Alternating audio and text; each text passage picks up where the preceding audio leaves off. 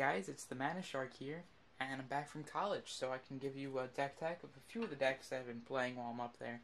The reason why I haven't recorded anything is because I didn't have my tripod and I didn't want to look unprofessional, even though the lighting right now isn't too great, at least it's something.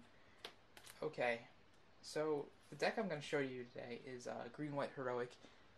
Matt Nass played it at the Star City Games Invitational, I think, and it's a pretty cool deck. I tried it out at F&M, had a lot of fun, and I'm going to try to revise it a little bit more towards my metagame, but towards the overall metagame, it's great.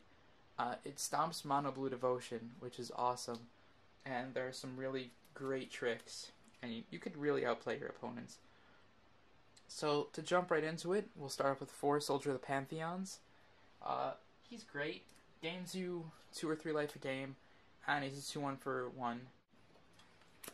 Then we have 4 Favored Hoplites, and I sometimes forget, and he prevents all damage that's dealt to him this turn if he's targeted by Heroic, which is pretty nice. I didn't realize that the first first match I played at F&M, but later on in the day, I realized that and just started doing great stuff for me.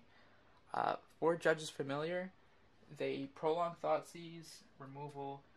That extra turn it could buy you is essential, and ironically, he does get hit by a lot of removal because this deck just building on top of creatures, so they constantly try to like Doomblade and everything, and just making it cost 1 more can mean the game.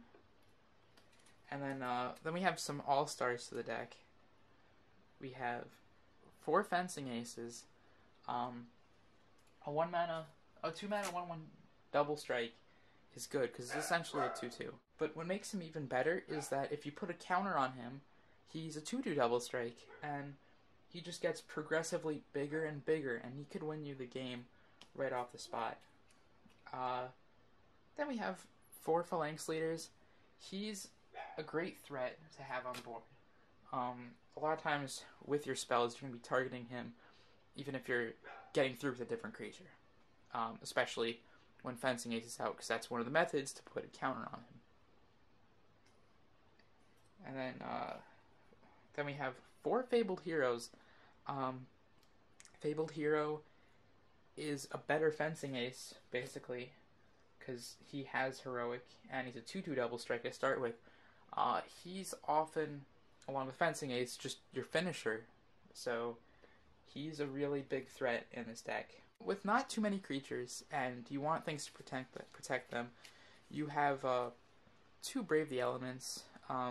Even though it doesn't target, it's still really good, because all your creatures are white. Some matchups you have even more to board in.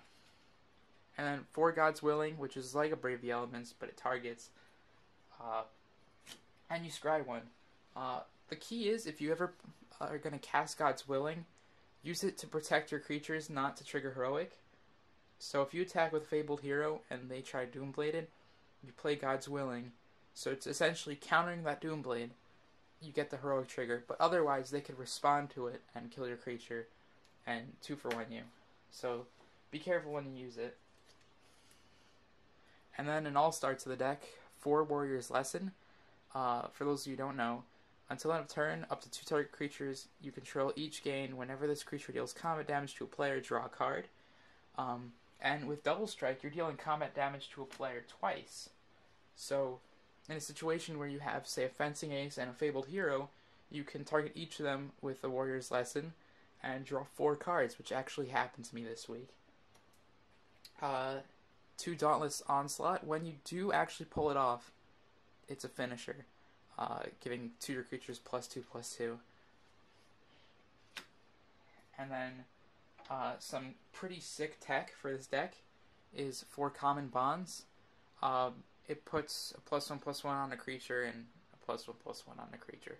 If you target the same creature, it only Heroics once, but if you target 2 separate creatures, it Heroics each of them.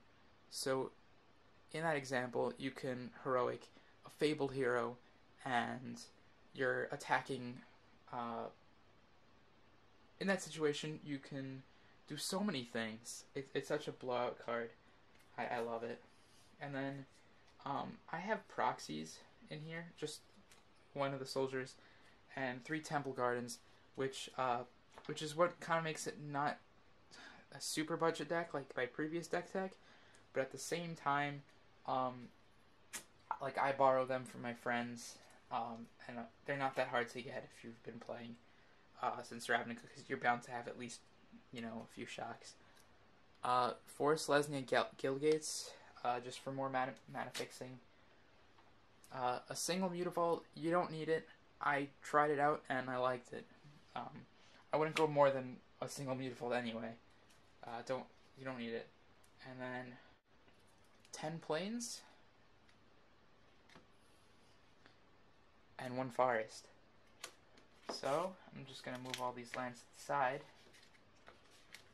and show you sideboard. Keep in mind it's geared towards my local meta. So we have 2 Brave the Elements. These you absolutely need in the sideboard against Mono Black Devotion when they have all this removal against you. And then in the matchup where they don't have much removal against these Hydra decks, basically, you have 1 Ajani Call Over the Pride, 3 Unflinching Courages, which also give you some life gain, so you can survive another turn, a single Dauntless Onslaught, and then against Mono Black Devotion again, you have 3 Selesnya Charms to take out their demons, and it could just pump your guy. I'm considering moving it into the main deck instead of Dauntless Onslaught, because often they're boarded out, but I'm not 100% sure.